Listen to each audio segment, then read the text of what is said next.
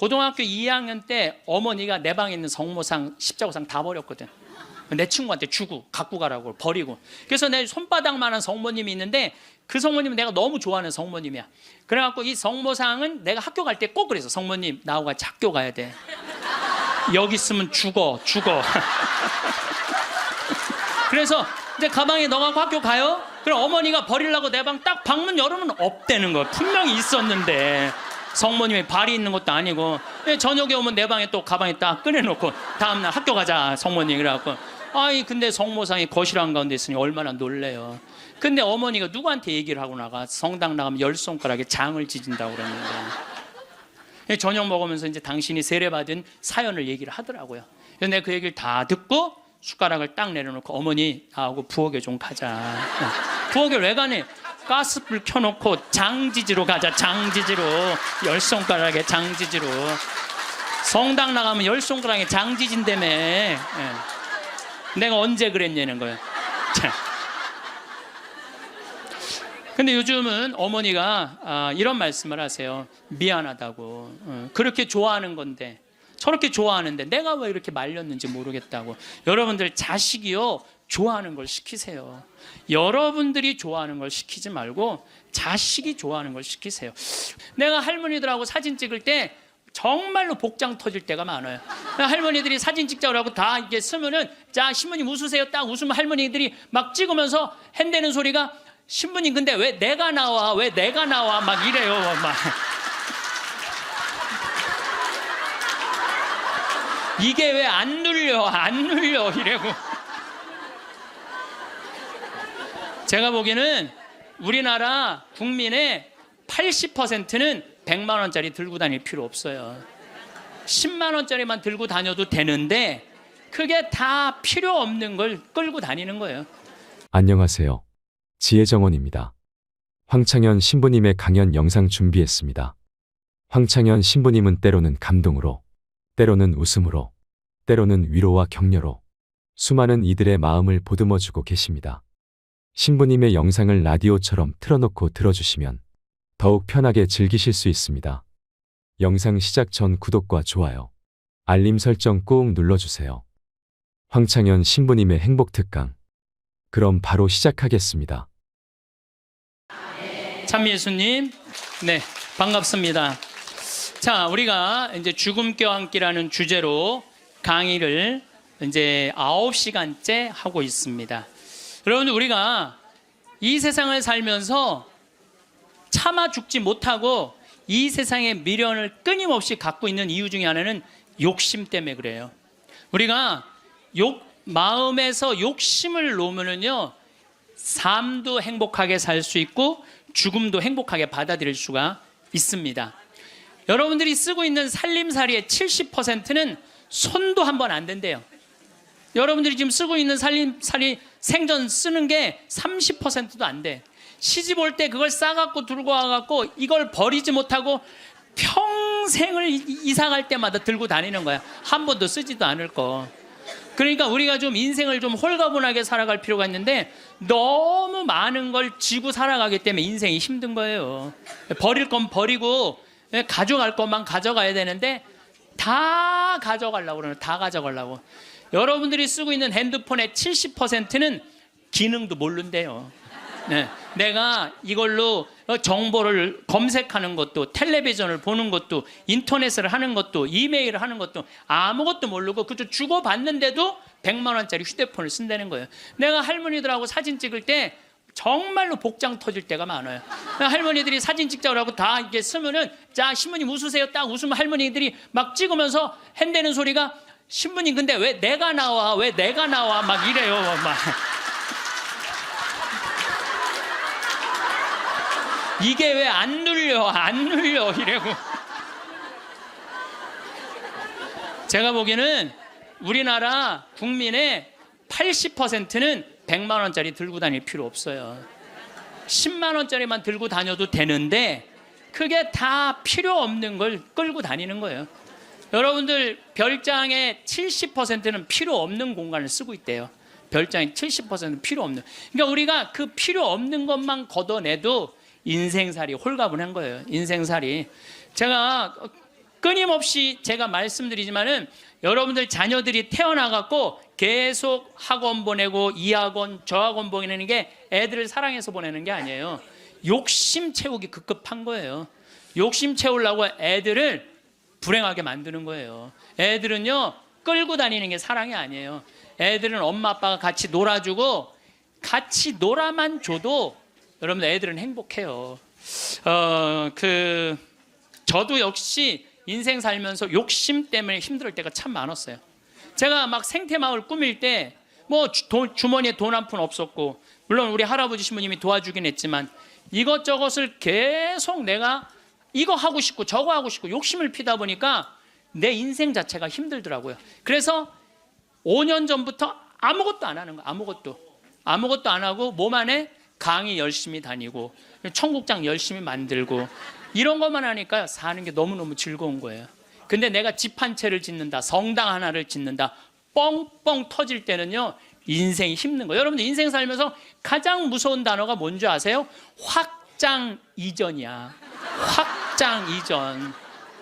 인생 살면서 가장 무서운 단어가 확장 이전이에요. 내가 지난번에도 아침마당에 나가서 얘기했지만 내가 25평에 살아. 여러분들 25평이면요 고래 등짝에서 사는 거예요. 우리 조상들은요 1m 80, 1m 80 학고방에서 살았어요. 여러분들 옛날에 그 토담집에 들어가 보세요. 고개 들면 머리가 닿아요. 그리고 방 안에 앉으면은 4-5명 앉으면 엉덩이 밀대고 거기에 7-8명 나봐. 방 안 한가득 자식 새끼를 낳아놨다는 말이 그거야. 고만한 방에서 사는 거야. 그런데 지금은 25평이면요 10m, 10m도 넘는 방에서 사는 거예요. 얼마나 넓은 데서 살아. 근데 50평짜리 아파트 산 친구가 집들이 한다고 가보니까 우리 집 25평이 그 집 화장실에 들어가게 생긴 거야. 이 친구가 자랑을 해내. 5억 주고 샀는데 8억으로 뛰었다고. 이 사람은 3억에 25평에서 25평도 거기도 충분한데 확장 이전에 욕심이 드는 거야. 나도 2억 대출 받아서 50평으로 확장 이전을 해야 되겠다. 그래갖고 대출을 받아갖고 확장 이전을 했어. 근데 했는데 하는 날부터 행복할 줄 알았더니 그날부터 너무 인생이 힘들어. 왜냐하면 25평에서는 25인치가 볼만했는데 50평에 25인치를 갖다 놓으니까 테레비가 요만하네. 테레비 어떻게 해야 돼? 확장 이전해야 돼요. 테레비 확장 이전해야 돼. 냉장고 25평에서는 투도어 그냥 괜찮았어. 근데 50평에 갖다 놓으니까 쓰레기통 같아. 어떻게 확장 이전해야 돼? 6도어로 확장 이전해야 돼요. 그런데 도대체 25평에 살 때는 이 아반떼 타고 다녔을 때 하나도 안 창피했어. 왜냐하면 그 25평에 사는 사람들은 다 엑센트, 무슨 K3, SM3, 뭐 소나타 이 정도인데 50평에 이사 가보니까 벤츠, BMW, 아우디네 다. 도대체 아반떼를 끌고 저녁 시간에 그 동네로 퇴근하고 싶지 않은 거야. 창피해서. 그래서 밤 10시에 아무도 안 볼 때 밤 10시에 집에 내 집인데도 그게 확장 이전 때문에 생긴 고통이에요. 여러분들 이 동부건설, 동부철강 얼마나 잘 나가던 회사예요. 그런데 60개 계열사로 늘리는 바람에 도저히 회사를 유지 못하니까 1조 얼마를 분식회계를 해갖고 여러분들 투자자들 싹 날려. 지금 그 회장님은 지금 12년 감옥형이에요. 그냥 동부철강, 동부건설 그냥 동부화재 하지 뭘 확장 이전을 한다고. 그 바람에 그 호의호식할 수 있는데 감옥에 가 있잖아요. 한순간에 무너지는 거야. 한순간에. 그러니까 여러분들도 인생 한순간에 무너지고 사기당하는 건요 뭐 때문에 그러는 줄 알아요? 마음 안에 욕심 때문에 그러는 거예요. 여러분들도 인생 살아가면서요 언제 괴로우냐면은 이놈의 확장 이전하려고 그럴 때 괴롭다니까. 내가 100명 들어오는 식당을 운영하고 있어. 근데 뭐 50명이 더 와. 150명이 와. 바글바글해. 자리가 없어. 자리가 없어. 그러니까 야 내가 150명 들어오는 가게로 확장 이전을 하면은 저 50명까지 받을 텐데 악마가 속삭여요. 그럼 150명 들어가는 걸로만 하면 참 좋은데 확장 이전을 할 때는요 300명 들어오는 걸로 해요. 사람이 다 그래. 이상하게 300명 들어오는 걸로 해. 그 돈 벌고 싶은 욕심에서 그런 거예요. 그게 아주 미세한 차이인데요 그 욕심을 부리지 않는 사람은 인생을 실패하지 않고 그 욕심을 끊임없이 부리는 사람은 끊임없이 망하는 거예요. 그래갖고 300명 들어오는 걸로 했는데 150명이 들어오긴 들어와. 근데 나머지 150명이 안 들어와. 이건 원래 없던 사람인데 욕심이야. 그러니까 안 되니까 주방에다가 주방장 안 되겠다. 그 사골 국물에 우유 풀어라, 우유. 예. 망하는 건 순식간에 망하는 거예요. 근데 여러분들 욕심 중에 진짜 무서운 욕심은요, 자식 욕심이에요. 돌대가리를 서울대학에 집어넣으려고 그러는 욕심. 이 욕심이요, 대한민국을 불행으로 만드는 거예요. 이 욕심을. 제가 이거 뭐 방송 때 이거 죄에 대해서 얘기할 때 했는데, 어느 고등학교 명왕성이라는 영화 찍은 감독 얘기예요. 고등학교 2학년 아이가 전교 2등을 했다는 거예요. 근데 이 엄마는 전교 2등 하는 아이한테 매일 이 바보 같은 년아, 네가 뭐가 모자라서 1등을 못해요. 여러분들 전교 2등이면 어딘데. 전교 2등이면 여러분들 내 자식이 전교 2등하면 고맙다고 그래야 되지 않아요? 나는 진짜 고등학교 1학년 때 전교 610명 중에 597등 했다니까요. 내 뒤에 딱 13명 있어. 13명. 걔네들이 어떤 애들이냐면 태권도부 조종부 애들이었어. 민간인으로 내가 단연 1등이었어, 뒤에서. 그런데 제가 여러분들한테 말씀드려요. 저는 어렸을 때부터 이날 때까지 항상 즐겁게 놀았던 기억이 많아요. 공부했던 기억보다는. 근데 저는 참 행복해요. 근데 공부만 했던 사람들하고 얘기해 보면요, 행복했던 기억이 없대요. 그럼 누가 남는 장사야? 맨날 놀고 맨날 행복한 내가 남는 장사 아니에요. 그게 남는 거예요. 그러니까 여러분들 자식들 공부 못한다고 구박할 게 아니라는 거예요. 행복한 길을 찾아주면 되잖아요. 고등학교 2학년 때 얘가 1등 아이가 시험을 못 봐갖고 어부지로 얘가 1등을 했어. 얘가 내자 써놓고 15층에서 뛰어내려 죽었잖아요. 이제 됐지. 엄마한테 한 마지막 항변이죠. 그리고 죽은 거예요. 여러분들, 우리가요 2009년에 202명의 중고등학생들이 자살을 했어요. 202명의 중고등학교 학생. 1년에 300명씩 죽어요, 지금 자살로. 청소년 자살률 세계 1위가 우리나라예요. 이게 누가 죽이는 건 줄 아세요? 대한민국 국민들이 죽이는 거예요. 부모들이 죽이는 거죠. 부모들이. 이게 뭐 때문에 죽이는 거예요? 욕심 때문에 욕심 때문에. 그리고 나는 고등학교 2학년 때 전교 꼴등을 했어도 꿈은 있었어. 신부가 되고 싶은 꿈. 나는 고등학교 2학년 때 신부 원하면 그냥 다 가는 줄 알았어. 근데 딱 올라가 봤더니 공부를 잘해야지 신학교를 가는 거예요. 내 성적 갖고는 어린 반푼어치도 없는 거예요. 그래서 진짜 신부가 되고 싶은 열정에 공부 열심히 했어요. 근데 첫 시험에 전교 25등을 했어요. 전교 500 꼴등 하던 놈이. 난 뭐 너무너무 감사하죠. 신학교만 들어가면 되니까. 그래, 나는 고등학교 2학년 때 우리나라의 대학은 딱 4개 있는 줄 알았어요. 서울대, 연대, 고대, 신학교. 그랬더니 담임선생님이 우리 어머니한테 얘 공부 조금만 더 하면 서울대 갈 수 있을 것 같다고. 내가 다니는 학교가도 명문고등학교였거든요. 나는 그 일반 학교 갈 생각이 전혀 없었어. 오로지 신부님이 목표였어요. 그러니까 어머니가 반대 진짜 많이 했어요. 정말 이건 눈물 없이 못 듣는 얘기야. 얼마나 나를 괴롭혔는지 몰라요. 고등학교 3학년 때는 잠을 안 지었어. 새벽 3시까지 설득한다고. 아버지는 회사 사표 낸다고 그러고, 어머니는 죽는다고 그러고. 왜냐하면 어머니 아버지가 성당을 안 다녔거든요. 아무도 우리 집에 형제들도 아무도 성당을 안 다녔으니까 이해를 못 하는 거죠.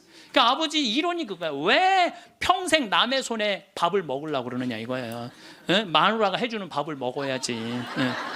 그리고 대를 이어야지. 그게 조상님 얼굴을 보는 거지. 대가 끊어지면 어떻게. 나는 막내인데 무슨 대를 이어. 장난만 이으면 되지. 맨날 그냥 고등학교 3학년 때 어머니 아버지가 뭐 제주도로 내려간다는 둥 하여튼 굉장히 반대가 심했어요. 그래도 저는 귀에 하나도 안 들어왔어요. 저는 그때도 어렸을 때 내 인생이야 이건. 엄마의 인생이 아니고 아버지의 인생이 아니야. 내가 원하지 않는, 여러분들 죽음에 대한 강의할 때 내가 말씀을 드리는 게, 죽을 때 가장 후회하는 게 내가 왜 내가 그때 그거 하고 싶을 때 못했을까. 그게 가장 후회된다는 거 아니에요. 그래서 나는 내 인생이기 때문에 내가 아무리 어머니 아버지를 사랑해도, 어머니 아버지가 아무리 나를 사랑해도 내 인생은 내 인생인 거야. 그게 너무 강렬했죠. 사제가 되고 싶은 욕심이. 그래갖고 이제 고등학교 3학년 반대를 심하게 했는데 어쨌든 나는 신학교 원서를 넣어서 신학교 합격을 했어요. 너무 행복했어요. 온 세상을 다 얻은 것 같았어요. 그래갖고 집에 갔는데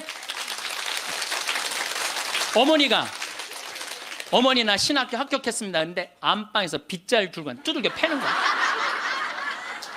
막 두들겨 패는 거야. 나가라고. 너 같은 자식 필요 없다고. 나는 또 어머니가 또 안내조차도 내 발로도 잘 집을 나갔어요. 나가라고. 나가서 한 달 동안 떠돌아 살다가 신학교 들어가기 전에 한 달 동안 떠돌아 살다가 뭐 올해는 집 많으니까 가서 친구네 집에도 가고 동생네 집에 가서도 자고. 그 이제 입학식 날 어머니가 이불을 안 해주는 거예요. 이불을 해줘야 돼. 그래서 내가 3,000원짜리 스펀지 요 하나 사고 그 매양동이라고 수원 거기 솜틀집이 많아요. 거기 가서 내가 솜 틀어서 내가 해서 내가 싸들고 이제 가는데 어머니가 그러는 거예요. 신학교 들어가기 전날 내가 천주기라면 치가 떨린다는 거야. 내 막내 아들 뺏어간 천주기 치가 되는 거야. 그래서 당신이 세례를 받으면 열 손가락에 장을 지진다는 거야. 네. 앞으로는 넌 내 자식 아니니까 앞으로 너는 우리 집에 들어올 생각 하지 말라고. 부모 자식 인연 끊자고. 난 너무 고맙더라고. 안 그래도 끊을 판인데 지금은 좀 문화가 다르지만 우리 때만 해도요 신학교 들어가면 부모 자식 인연 끝난다고 우리 그렇게 알고 자랐어요. 고맙더라고. 어머니가 먼저 끊자고 그래갖고 신학교 들어갔어요. 신학교 너무 좋더라고요. 정말로 행복하게 지냈어요. 여름방학 때 왔는데 들어오지 말라는 거예요. 들어오지 말라고 그래도 여름방학 때 신학생 얼마나 바빠. 중고등 캠프 따라가야지, 초등학교 캠프 따라가야지, 청년 캠프 따라가야지, 신학교 무슨 연수 있지. 집에 들어갈 시간이 어디 있어. 들어오지 말라고 그래도 그게 먹히지가 않는 거죠. 어머니 얼굴 보기도 바쁜데 겨울방학 때도 들어오지 말라는 거예요. 누나네 집에 지금 장가간 우리 조카 방에서 이제 방학을 하고 2학년 1학기 여름방학 때 왔는데 깜짝 놀란 거예요. 거실 한가운데 성모님하고 예수님이 계신 거예요. 거실 한가운데. 그래서 이게 어떻게 된 거냐 그랬더니 어머니가 그러는 거예요. 네가 그때 신학생이 뭔지도 몰랐으니까 네가 성당 나오라 때문에 내가 안 나갔다는 거예요. 근데 꿈에 요한 바오로 2세 교황님이 오셔서 그때 한참 84년대 한국에 오셨잖아요. 꿈에 오셔서 소리를 질르더래요. 이 집이 신부가 날 집인데 고집을 피면 어떻게 하느냐고. 근데 그 소리가 너무 커갖고 깨어났는데 너무 놀랬대요. 천둥 소리 같이 컸대요. 그래서 내 아들 팔자가 신부 팔자인가 보다. 내가 마음을 고쳐 먹어야 되겠다. 그리고 당신이 성당에 나간 거예요. 내가 거실 한가운데 성모님하고 십자고상 있는 거 왜 놀랬느냐 하면은 고등학교 2학년 때 어머니가 내 방에 있는 성모상 십자고상 다 버렸거든. 내 친구한테 주고 갖고 가라고 버리고. 그래서 내 손바닥만한 성모님이 있는데 그 성모님은 내가 너무 좋아하는 성모님이야. 그래갖고 이 성모상은 내가 학교 갈 때 꼭 그래서 성모님 나하고 같이 학교 가야 돼. 여기 있으면 죽어.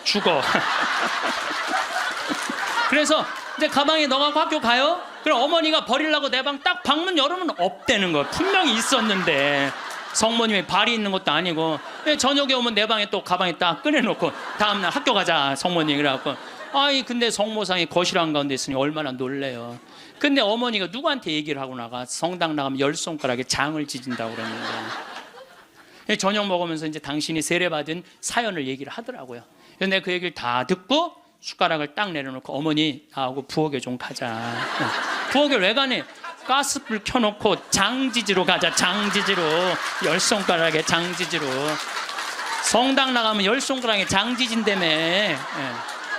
내가 언제 그랬냐는 거예요. 근데 요즘은 어머니가 이런 말씀을 하세요. 미안하다고. 그렇게 좋아하는 건데 저렇게 좋아하는데 내가 왜 이렇게 말렸는지 모르겠다고. 여러분들 자식이요 좋아하는 걸 시키세요. 여러분들이 좋아하는 걸 시키지 말고 자식이 좋아하는 걸 시키세요. 우리 집에 참 재밌어요. 우리 집은 조카가 6이 있는데 얘네들이 또 다 애들이 돌머리야. 그래서 서울에 학교 다니는 단 한 명도 없어요. 6명이 다 그렇게 지방대학을 저지하겠다고 저지방 우유를 그렇게 먹였는데도 다 저지방대학 다 저지방대학. 근데요 얘네들이요 착해요. 정말 착해. 애들이 어느 정도로 착하냐면은 집안 모임에 빠지는 애들이 없어요. 나와라 그러면 다 와. 애들이 다 오고 참 뭐 자기 자식 잘하면 팔불출이라고 그러지만 하여튼 우리 애들이 다 돌머리예요. 그건 확실해.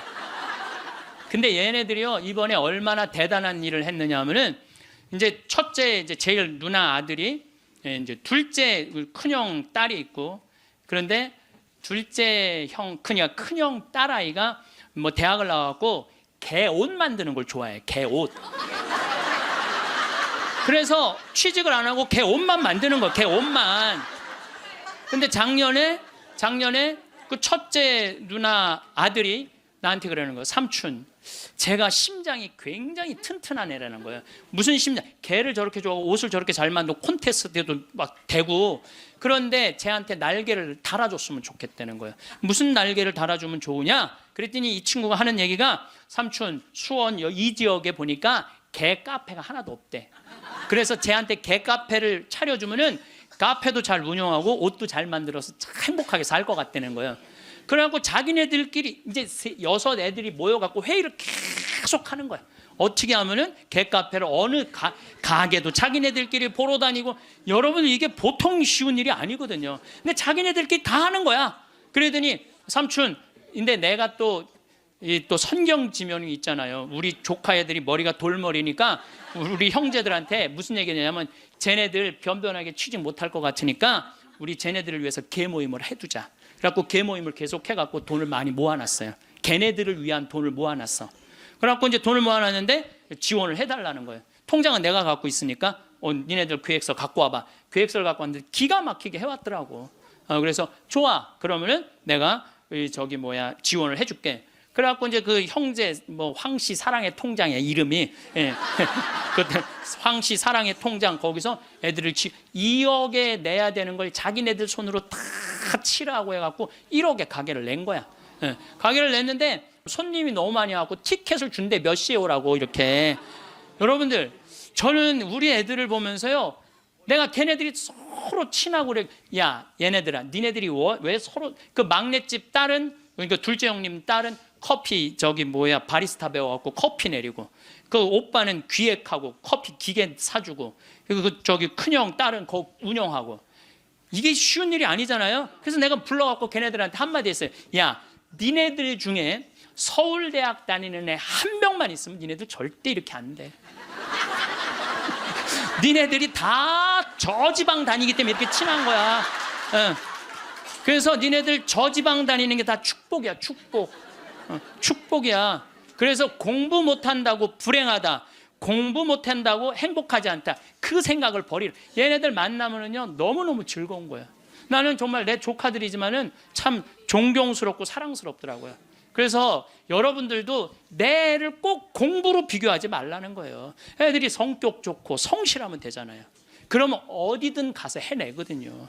근데 그냥 공부만 하는 애들은요 이게 교우 관계도 좋지 않고 사랑 관계도 좋지 않으면 힘들거든요. 며칠 전에도 갔더니 손님들이 꽉 차 있더라고요. 내가 이렇게 가서 보니까 가끔 시차를 나가야죠 내가.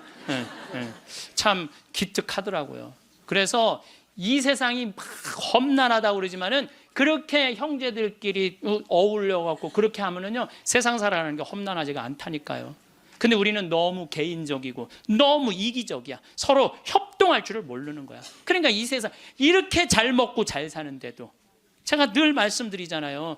대한민국의 5,000년 역사상 이렇게 잘 먹고 잘 산 적은 없어요. 5,000년 역사상. 그런데 왜 국민들은 행복하지 않다고 그래?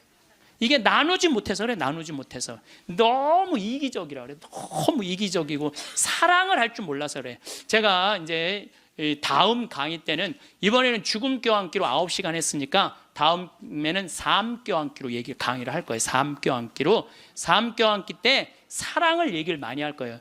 지금 우리 이 대한민국 사회가 가장 필요한 게 뭐냐면 사랑이에요. 예수님이 말한 사랑을 살지 않기 때문에 우리가 각박한 거예요. 여러분들 제가 요즘 그런 공부를 이제 강의 준비를 하면서 조사를 해보니까요. 우리보다 훨씬 가정적인 나라들이 훨씬 많아요. 우리보다 가정적인 나라가 훨씬 많아요. 그래서 여러분들 이제 우리가 생각을 좀 바꾸고 삶을 좀 바꿔야지 이 세상도 행복하고 죽을 때도 행복하게 죽을 것 같아. 자, 마지막으로 우리 교황님께서 행복 10계명을 작년에도 내놓고 올해도 내놓으셨는데 내가 이게 내용이 너무너무 편안하고 좋아서 여러분들한테 소개를 해드립니다. 우리 교황님이 뭐라고 그러냐면 자신의 방식대로 인생을 살되 타인의 인생을 존중하라. 이게 참 좋은 것 같아요. 우리는요, 남 잘 되는 꼴을 못 봐요. 남 잘 되는 꼴을 일단 깎아내리는 거야. 예. 내가 하면 로맨스, 남이 하면 스캔들이야. 예.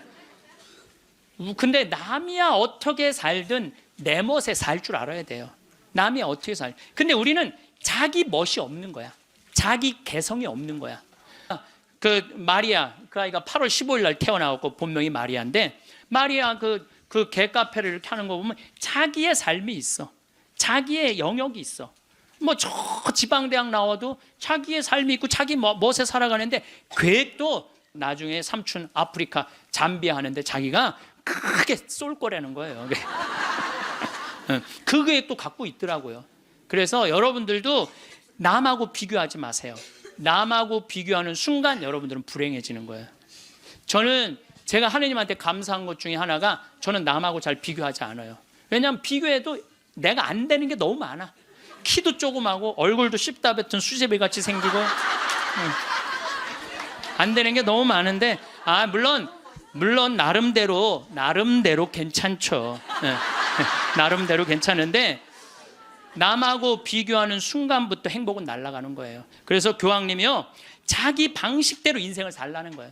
근데 자기가 없잖아. 우리는 누구 서울대학 안 가면 난 패배자고, 자식이 의사가 없으면 난 패배자고, 강남에 못 살면 난 패배자고, 이런 생각을 하고 사는 거예요. 꼭 이뻐야지 훌륭하고 잘생겨야지. 그러니까 꼭 이뻐야 돼요. 나는 요즘 들어서 얼굴보다는 마음이 훨씬 더 중요한 것 같아.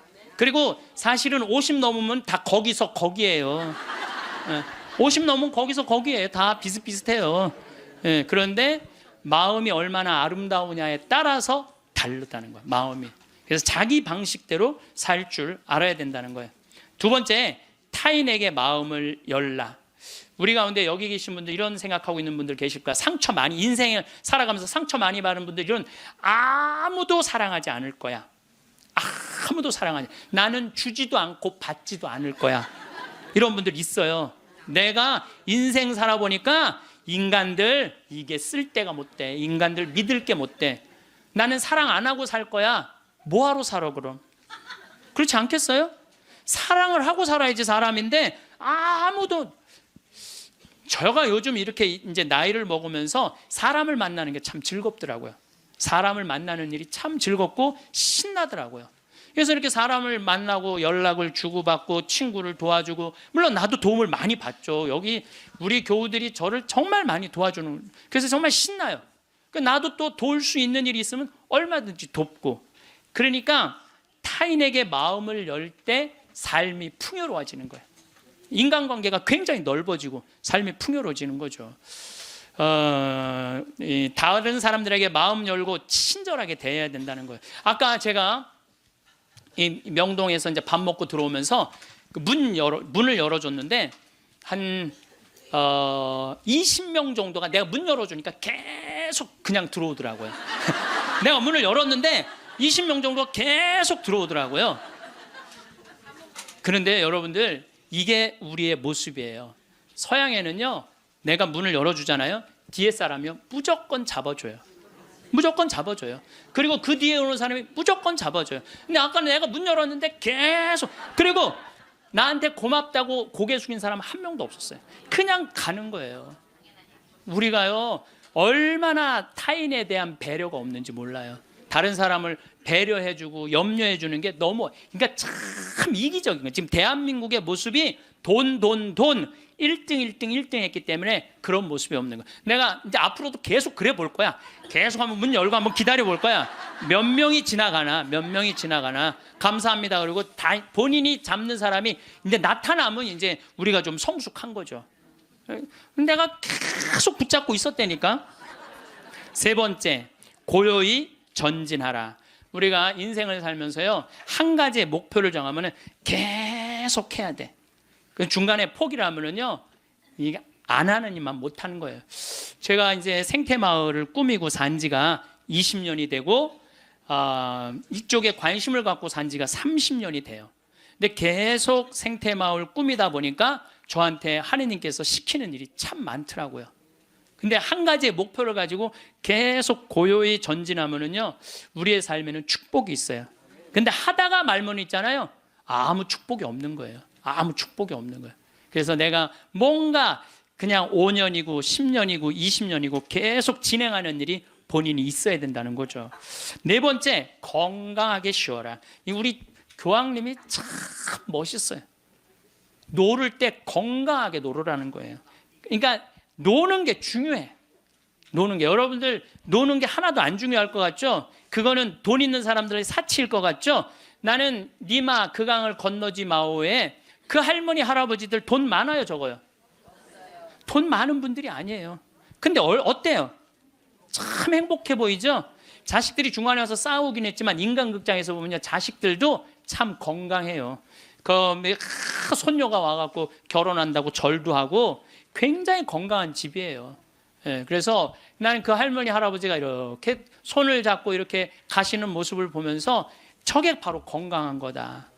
둘이 얼마나 재미나게 살아요. 여러분들 우리 할머니 할아버지들 한 집에서 어때? 맨날 싸우죠. 늙어서는 싸우는 것도 재미야. 예, 싸우지까지 않으면 무슨 재미로 살아 둘이서. 예, 싸우는 것도 재미예요. 근데 놀 때 건강한 놀이 문화를 만들 필요가 있는 거예요. 자기 취미 생활을. 우리 생태마을의 직원들이 이렇게 보면은 이제 생태마을에서 살면서 사는 게 즐거운 게 있는 것 같아. 그래서 건강하게 노는 법을 배우는 것 같아. 건강하게 노는 법을. 그래서 이번 9월 15일부터 9월 30일까지는 미국 횡단 여행 간다니까 우리 직원들이 15일 동안 참 좋죠.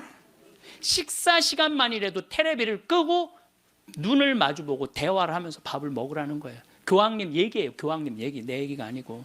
근데 우리는 식사 때도 그러니까 가족이 아니야. 우리는 한 집에서 그냥 사는 거지. 식구가 아니라니까요. 식구가. 다섯 번째, 일요일은 가족과 함께 보내라. 여러분들 인생 살아가다 보면 나이를 먹으면 먹을수록 가족밖에 없다는 생각 참 많이. 물론 친구도 벗도 중요하지만은 가족이 참 소중한 거예요. 그래서 근데 우리나라는 가족을 위해서 산다며 가족을 한 번도 안 만나는 아빠들이 너무 많아요.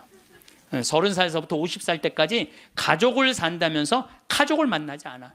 일요일 날 가족하고 함께 영화를 보러 가고 함께 운동을 하러 다니고, 어제 잠깐 보니까 스웨덴에서 아빠들이 이제 이 휴일을 평일 날 해요. 그래갖고 이제 월요일 날 오전에만 근무하는 거야. 그리고 애들하고 노는 거야. 그게 너무 잘 돼 있어요. 근데 뭐 비단 그것뿐만 아니라 제가 가서 내 눈으로 봐도 너무너무 잘하는 거예요. 근데 우리는 성당 활동도 엄마 아빠 아들 딸 다 하는데 보면은 집에 오면 서로 말 안 하잖아. 성당 얘기도 안 하고 하느님 얘기도 안 하고 대화할 줄 모르는 거죠. 여섯 번째, 젊은 세대에 품위 있는 일자리를 만들어줄 혁신적인 방법을 찾아라. 이 교황님 말씀이에요. 젊은이들이 일을 해야 되거든요. 우리나라의 또 심각한 문제 중에 하나가 젊은이들이 일거리가 없는 거야. 일거리가. 그리고 젊은이들이 노동의 소중함을 몰라요. 저는 요즘 꿈꾸고 있는 게 하나 있어요.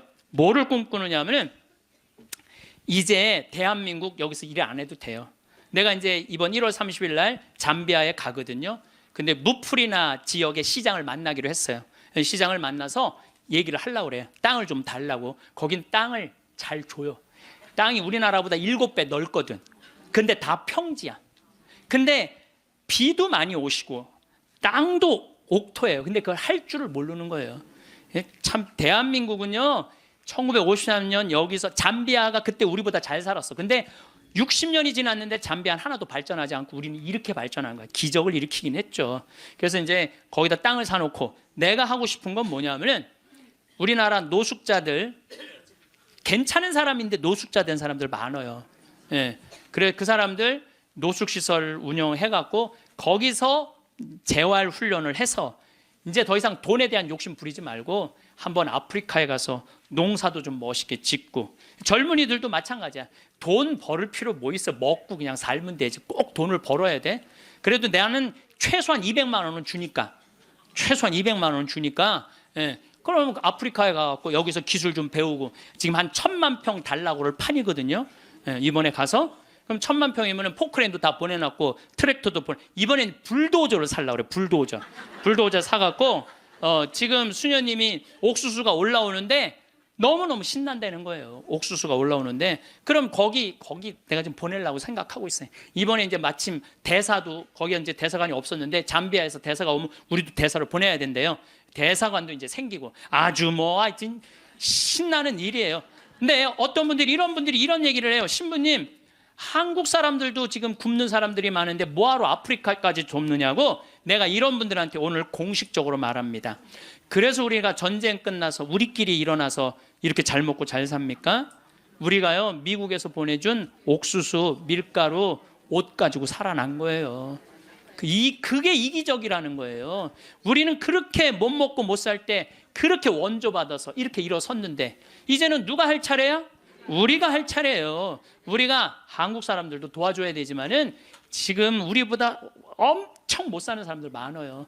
이거 대한민국 사람들이 도로 나갈 때 대한민국이 건강해요. 우리끼리만 잘 먹고 살자 그러면 대한민국 건강하지 않아요. 그래서 지금 다른 나라에 지금 수많은 지금 한국 사람들이 도로 나가고 있거든요. 그게 또 국격을 높이는 일이야. 예, 국격을 높이는 일이에요. 여러분들 대한민국 나가면요 잘 먹고 잘 사는데 그만큼 존경을 못 받아요. 왜냐하면 나누지 않기 때문에 그래요. 그래서 우리 교회가 저는 그런 일을 해야 된다고 생각하고 그 젊은이들이 제가 지난 그 봉사자들 데리고 가서 해고 왔는데 애들이요 정말 너무너무 행복해 하더라고요. 20명들이. 그래서 여러분들도 젊은이들한테 여러분들은 뭐 할 일은 아니겠지만 우리 기업하는 사람들, 정치하는 사람들이 젊은이들이 일할 수 있는 여러분들도 책임 있네. 애들 그냥 책상에서만 그냥 공부시키는 게 애들이 일을 안 하지. 예. 그래서 좀 운동도 좀 하고 이런 사회 문화가 됐으면 좋겠어요. 7번째, 자연을 존중하고 돌보라. 교황님이 환경 중요하게 여긴 거죠. 자, 여러분들 이번에 지금 바다가요 어느 때보다도 뜨겁대요. 겨울 바다가. 이게 이제 뭘로 나오느냐면 엘니뇨라는 걸로 나오게 돼 있어요. 겨울에는 바다가 식어져야 돼. 그래갖고 한 4도, 3도까지 내려가야 돼. 근데 지금 겨울바다가 만약에 20도, 25도가 올라가잖아요. 그럼 여름에 35도, 37도까지 올라가요. 그렇게 되면은 태풍, 슈퍼 태풍 이런 게 온다는 거예요. 근데 그거 올 가능성이 굉장히 많다는 거예요. 그리고 지난 11월은 역사상 가장 더운 11월이었대요. 근데 여러분들 잘 모르죠. 이게 지금 어떻게 이렇게 돌아가는지 저렇게 돌아가는지. 우리가 자연을 사랑할 때 자연도 나를 사랑해줘요. 예. 우리가 자연을 괴롭힐 때 자연도 나를 괴롭히게 돼 있어요. 8번째, 부정적인 생각에서 벗어나라. 다른 사람을 험담하는 것은 자존감이 낮다는 거예요. 이 교황님이 참 말씀 잘하셨어요. 다른 사람 험담하는 사람 중에 인격 훌륭한 사람 봤어요, 여러분들? 다른 사람 막 욕하는 사람들 인격 훌륭한 사람 없어요. 그러니까 남을 칭찬하는 사람이 인격이 올라가는 거예요. 여러분들 바다가 우리 강물이 바다로 내려가죠. 예, 바다로 내려가면은 겸손한 사람이 아래로 내려가는 거예요. 근데 바다로 내려가면은 바닷물이 참 넓죠. 겸손한 사람이 마음이 넓은 거예요. 겸손한 사람이 마음이 바다 같은 거예요. 그래서 내가 이렇게 종재기 같은 가슴으로 이 사람도 욕하고 저 사람도 욕하고 매 입만 열면 남 욕하는 사람, 이 사람은 마음에 기쁨이 없는 사람이야.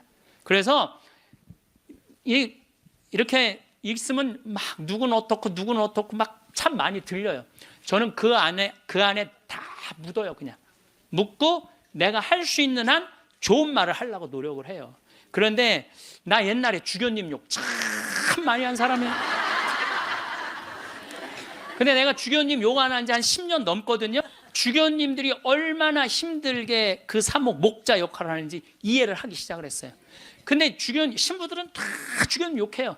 근데 주교님 욕 안 한 지 10년 지났는데 내가 언제부터 마음이 평화가 왔나? 주교님 욕 안 하면서부터 마음에 평화가 왔어. 주교님 욕 안 하면서부터. 여러분들 남을 험담하는 건요 결코 잘난 일이 아니에요. 9번째, 타인을 개종하려 하지 말고, 이게 정말 내 마음에 드는 거야. 타인을 개종하려 하지 말고 다른 이의 신앙을 존중하라. 교황님이 하신 말씀이에요.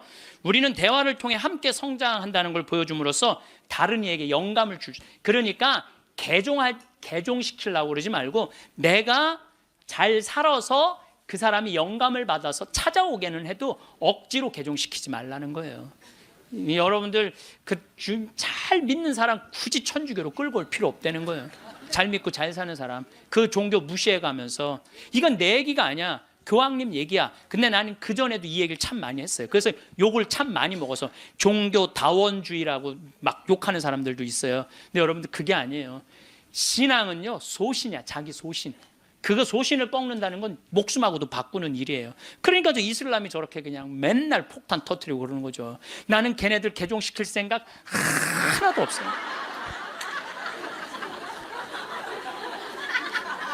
교황님이 뭐라고 그러냐면 모든 일 가운데 최악은 개종이다. 교회는 개종이 아니라 교회가 보여줄 수 있는 매력을 통해 사람들이 동참하도록 성장해야 된다. 그 얘기를 교황님이 하셨어요. 그래서 우리 천주교 좋아 그래 개종시켜놨더니 와서 보니까 좋은 거 하나도 없고 말씀도 없고 신앙도 없으면 그 뭐야. 그렇잖아요. 근데 내가 열심히 살고 하느님 기쁨 복음 내 안에 기쁨이 막 흘러넘쳐 내 안에 복음이 흘러넘쳐 그럼 그 기쁨을 나눠 가지는 사람은 그거는 바로 그게 교황님이 원하는 거라는 거죠. 10번째 평화를 위해 일해라. 전쟁이 끊이지 않는 시대에 사는 우리는 평화를 위한 목소리를 내야 된다는 거죠. 평화는 아무것도 하지 않고 가만히 있는 상태가 결코 아니라는 거죠. 그래서 우리들이 평화를 위해서 일하는 거. 여러분들 우리가 지금 평화를 위해서 일할 수 있는 거 참 많죠. 저는 제가 우리 생태마을 꾸미는 일도 참 행복하고 우리 교우들한테 건강한 먹을거리 제공하는 것도 행복하고 잠비아 일 꾸미는 것도 행복하고 이제는 남미 쪽에 신부들하고 연결을 하고 있어요. 남미 쪽도 우리가 도와줄 수 있으면 도와주는 일도 지금 하려고 지금 추진 중에 있어요. 그래서 일단은 남미에 있는 신부님, 수녀님들한테 프로그램을 내봐라. 그럼 내 1년에 일단은 1,000만 원씩 도와주겠다. 돌아가면서 그렇게 해놨는데 이제 곧 있으면 회의를 한대요. 그래서 편지는 해놨는데 어떻게 될지 모르겠어요. 자, 여러분들 우리들이 잘 사는 사람이 잘 죽을 수 있는 거예요. 이제 예수님이 십자가에 못 박혀 돌아가시고 3일 만에 부활하셔서 하늘나라 문 열어놓으셨어요. 그 문을 들어가느냐 안 들어가느냐 누구한테 달려있는 거냐면 우리한테 달려있는 거야. 나의 믿음, 나의 삶에 달려있는 거야. 그래서 그 하늘나라가 어떤 세상이 전개될지는 우린 모르지. 바오로 사도 말처럼 지금은 희미하게 보이겠지만 그때는 완전히 잡을 수 있겠죠. 그렇지 않겠어요? 그 하늘나라까지 다 상상하지 마세요. 그거 우리가 어떻게 알아? 그 다음 세계는 그 다음 세계에 가서 알아보면 되지. 여러분들 엄마 뱃속에 있을 때 여기 이렇게 될 줄 알았어요? 그렇죠? 똑같은 거예요. 우리가 마지막 하늘나라는 하늘나라 가서 경험하면 되는 거예요. 하느님 온전히 믿고 이 세상 기쁘게 살면은 여러분들 행복한 나날 되고 마지막 날 영광스럽게 예수님 만나서 얼싸 안을 수 있으리라 생각을 합니다. 김수환 추기경님께서 2001년에 독일 어느 노인의 시라는 걸 옮겨 놓으셨는데 내용이 좋아서 마지막 기도로 바치겠습니다. 세상에서 으뜸인 일은 기쁜 마음으로 나이 먹고 일하고 싶지만 참고 말하고 싶지만 침묵하고 실망스러워질 때 희망을 갖고 마음 편히 공손하게 내 십자가를 지는 일. 젊은이가 힘차게 하느님의 길을 가도 시기하지 않고 남을 위해 일하기보다 겸손되이 남의 도움을 받으며 몸이 약해 아무 도움도 줄 수 없어도 온유하고 친절한 마음을 잃지 말자. 늙음은 무거운 짐이지만 하느님께서 주신 선물, 오랜 세월 때 묻은 마음을 세월의 무게를 담아 마지막으로 닦는다. 내 고향으로 돌아가려고. 이 세상에 나를 묶어놓은 끈을 하나씩 하나씩 끊는 것은 참 잘하는 일이다. 세상에 매어 있지 않아 아무것도 할 수 없게 되면 겸손되이 받아들이자. 하느님께서는 마지막으로 기도라는 가장 좋은 것을 남겨두신다. 손으로는 아무것도 할 수 없어도 두 손을 모으면 늘 할 수 있는 기도. 사랑하는 모든 일을 위해.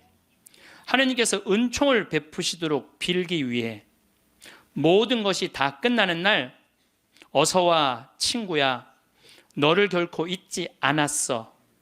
임종 머리맡에서 속삭이는 하느님을 만나게 될 것이다. 황창현 신부님의 강연 어떠셨나요? 오늘도 신부님께서는 우리에게 정말 많은 지혜의 말씀들을 남겨주셨습니다. 그 누구도 아닌 자기 자신을 위해 살아가란 말씀이 마음에 와 닿았습니다.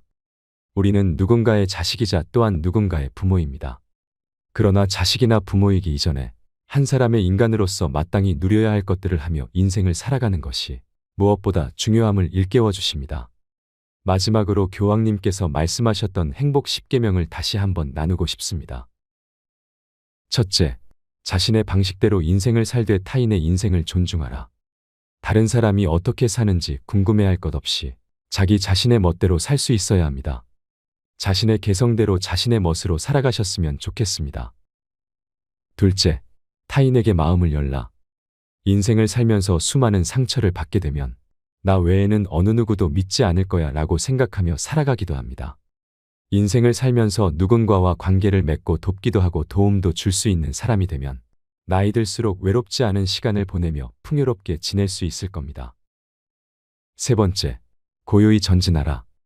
한 가지 목표를 정하면 중간에 포기하지 말고 끝까지 밀고 나가는 것이 중요합니다. 네 번째, 건강하게 쉬어라.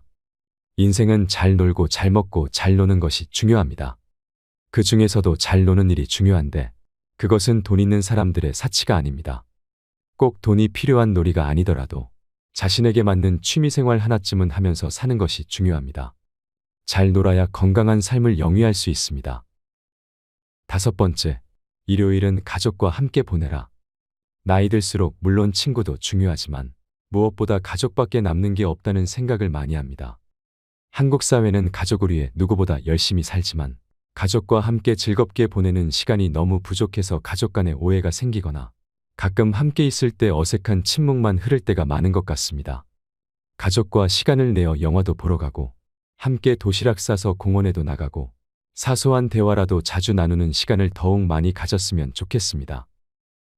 여섯 번째, 젊은이들에게 품위 있는 일자리를 만들어줄 혁신적인 방법을 찾아라.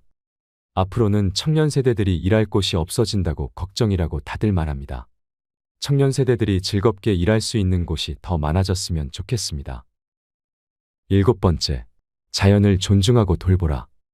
요즘 뉴스를 보면 어느 때보다 뜨거워진 대기 때문에 다양한 천재지변으로 몸살을 앓고 있는 나라들의 모습들이 많이 보여집니다. 우리가 자연을 사랑하고 아낄 때 비로소 자연도 인간에게 그 이상으로 돌려줄 것입니다. 여덟 번째, 부정적인 생각에서 벗어나라.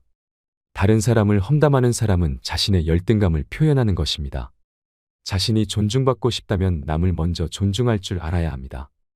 칭찬은 고래도 춤추게 한다는 말이 있습니다. 남을 칭찬하면 나에게도 칭찬으로 돌아올 것입니다.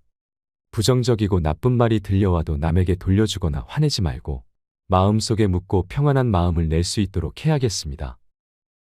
아홉 번째, 타인을 개종하려 들지 말고 다른 이의 종교를 존중하라. 내가 멋지게 잘 사는 것으로 다른 이에게 영감을 주는 것은 나도 좋고 남에게도 좋은 일입니다. 아무리 좋은 일도 억지로 하는 것은 좋지 않습니다. 열 번째, 평화를 위해 일하라. 평화를 위해 일하는 것이 결코 대단한 것만 있는 것은 아닙니다. 나의 자리에서 내가 할 수 있는 일을 열심히 묵묵히 해내는 것도 참 좋은 일입니다. 나와 타인을 위해 평화를 위해 기도하는 마음을 내는 일도 좋은 일이 될 수 있습니다. 오늘 영상이 마음에 드셨다면 주위 분들께도 공유 부탁드립니다. 구독, 좋아요, 알림 설정은 제작에 큰 힘이 됩니다. 오늘도 건강하시고 행복하세요. 감사합니다.